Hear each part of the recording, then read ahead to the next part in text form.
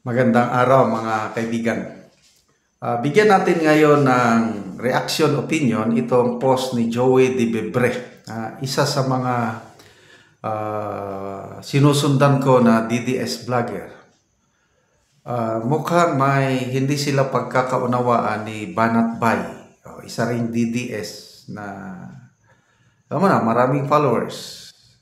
So, may hindi sila pagkakaunawaan ngayon.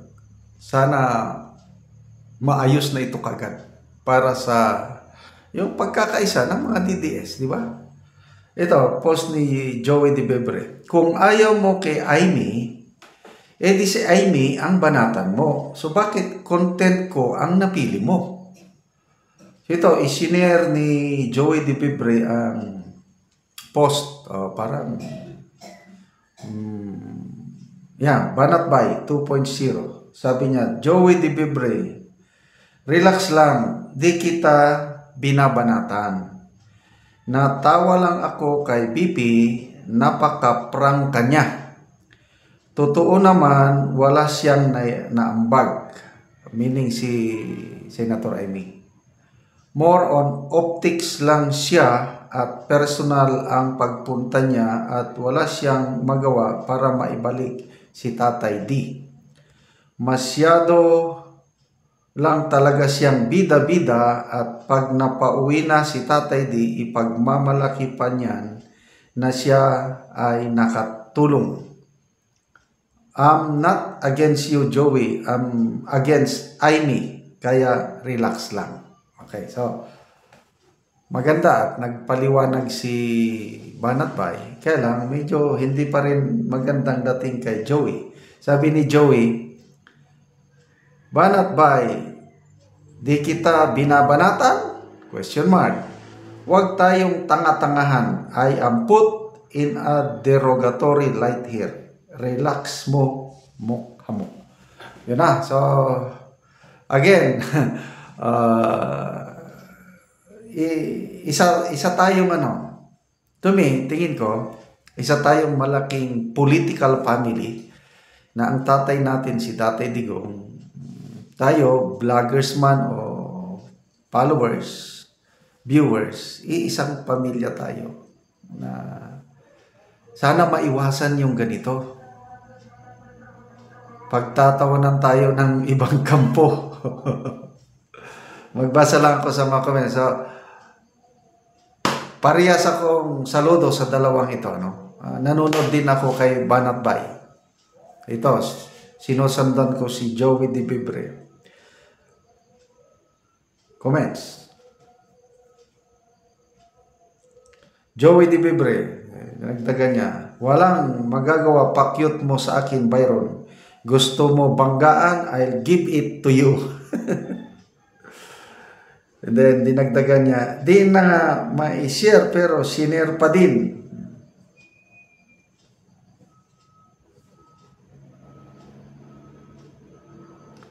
Adrian Pascual.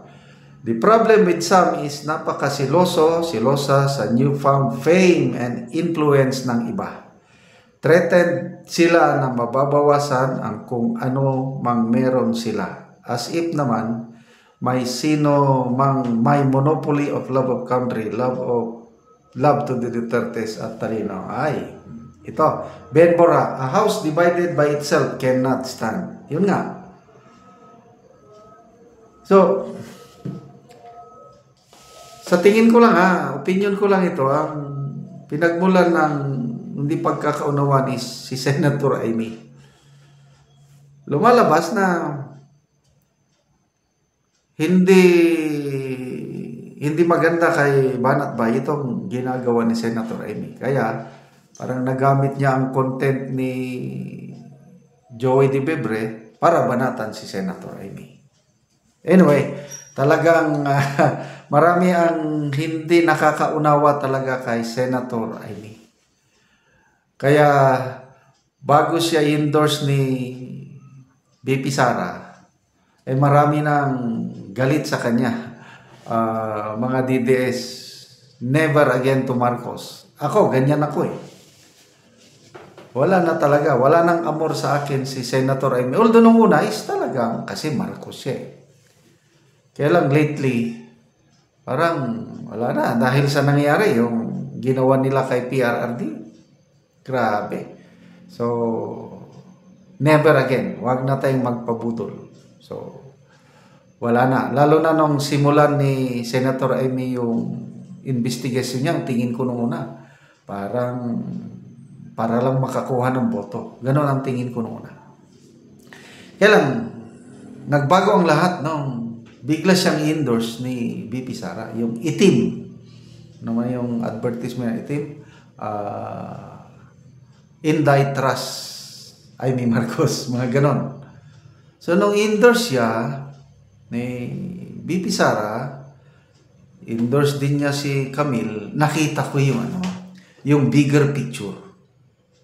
Kailangan ni BP Sara ng aliado. At ngayon, napatunay nga tama yung ginawa ni BP Sara pag-endorse kay Senator Amy at Camille Villar. Kaya ngayon, kalmante na tayo sa impeachment trial kasi insured na yung siyam na senator na boboto para sa kanyang acquittal. Kaya dahil kay BP Sara, nagbago na ang tingin ko kay Senator Amy. Sa totoo lang, it's a matter of trust sa leadership. So, nakikita ko ngayon, very close silang dalawa. Sila na ang tunay na BFF.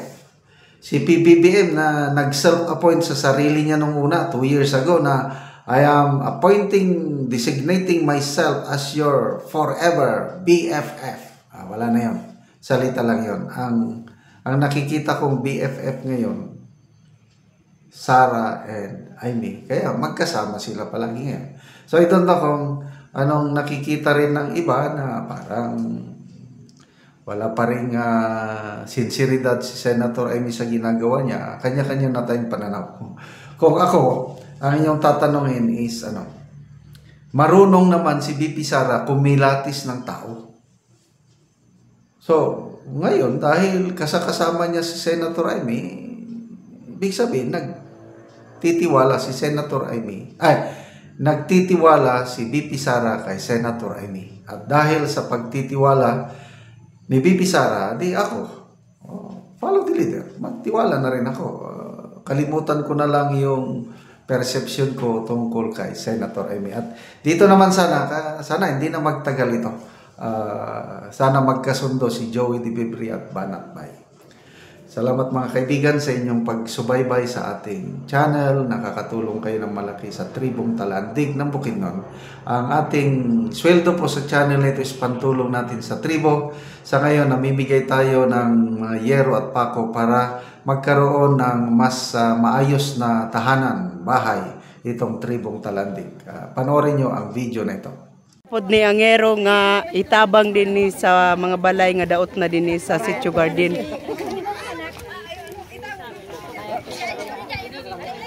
So mauna ni sila ang mga tao.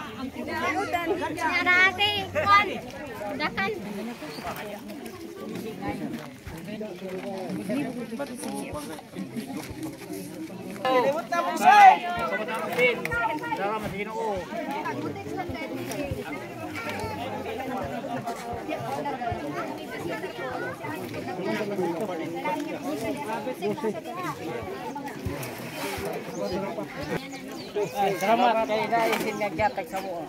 Salamat kay ma'am naghatag. Ihatag.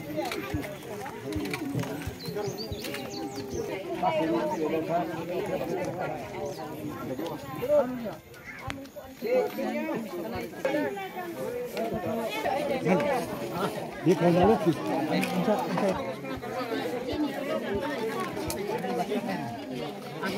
Panabag sa mua. Upay palito na mo ni nga walay palit. Salamat kayo kani. Nani sila ang natabangan og gero. So daghan na gid kay sila nga tao.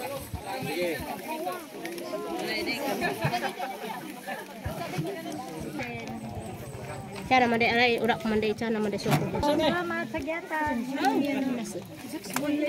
Si Bricks Boy man ang oh kana si Bricks Boy. Sana oh Bricks man di so brando. Salamat.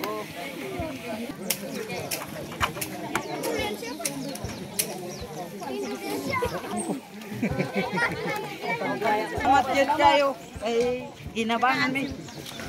Sinalo ka diya.